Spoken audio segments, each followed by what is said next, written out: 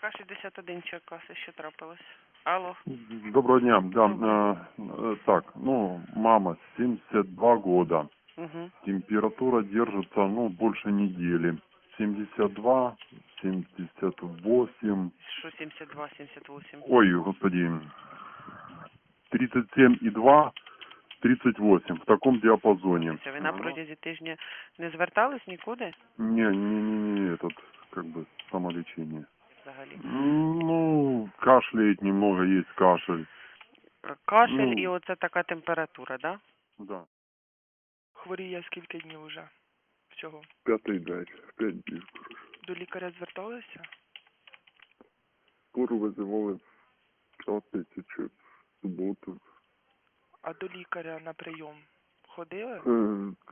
Не ходили на прийом. Не ходили? Ні, Скільки років жінці? 18. Швидка допомога, диспетчер 46.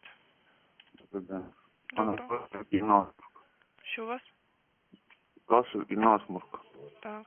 Температура є? Температури немає, але, ну, не знаю. Скільки ви хворієте? Ну, це вчора робив на роботі Угу. і просліз наверх. Вам скільки років? 35 повних. Ви до сімейного лікаря зверталися? Ні, ще не звертався. Тому що температура 38, що не робимо, полощимо, йому вже ще хуже робиться. Кашель, насморк. У нього нічого нема, ні кашель, ні насморка, Який просто день хворієте? вже 5-й день. Ви до лікаря звертались?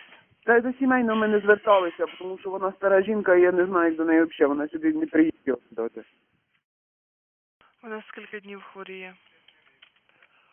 Так, сейчас скажу. Дня 4. До сімейного лікаря зверталися? Нет. Дивіться, можемо записати з вами виклик швидкої допомоги, приїде бригада, дасть допомогу, огляне, лікування не призначають, тести на ковіду не роблять. А тесты почему не делают? Бо А в нас як їх нам немає. Ага. Ви звертаєтесь до сімейного лікаря, він пише направлення на тест і ви йдете робите.